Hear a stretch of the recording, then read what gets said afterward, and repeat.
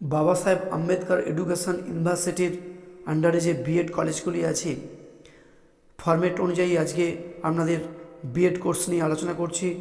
তার আগে বলি, আমার বিএডের semester 1, semester 2, semester 3, semester 4 practicum বই আছে।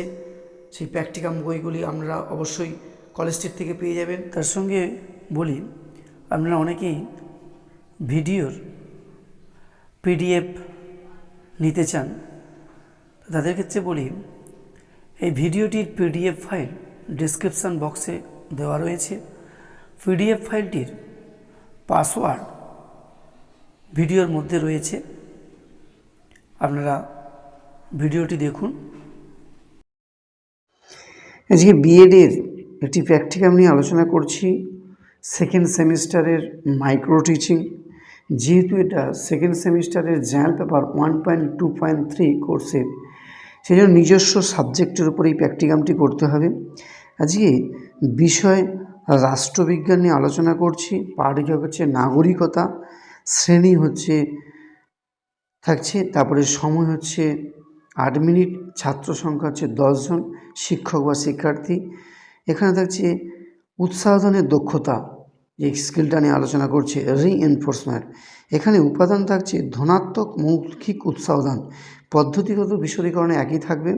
উদাহরণ সহযোগে ব্যাখ্যা, এখানে শিক্ষার্থীদের পজিটিভ যে প্রশ্নগুলো হয় সেইগুলো বলতে, অ্যান্সারের সঙ্গে সঙ্গে সেটা বলতে, যেমন ঠিক আছে, ভালো বলেছো, খুব ভালো বলেছো, এগুলো বলতে হবে। তারপরে থাকছে সেকেন্ড উপাদান, ভুল উত্তর সংশোধন করা। যদি প্রশ্নের পর শিক্ষার্থীরা ভুল উত্তর দেয়, সেই উত্তরটাকে সংশোধন করে দিতে হবে। তারপরে 3 নম্বর কী হচ্ছে, নেতৃত্ব প্রদান অথবা অধিক তথ্য জানতে চাওয়া। না, কোনো কিছু শিক্ষার্থীরা যখন বলছে, সেই তথ্যটা যদি দেখা যায় যে কাঙ্ক্ষিতভাবে কাছাকাছি না আসে, তখন তাদেরকে আরও একটু ধরিয়ে দিয়ে বলতে হবে, আরও কিছু বলো বা অন্য কাউকে বলো, তখন বলতে হবে খুব ভালো হয়েছে। তারপরে ধনাত্মক, ইতিবাচক, অবাচনিক উৎসাহদান।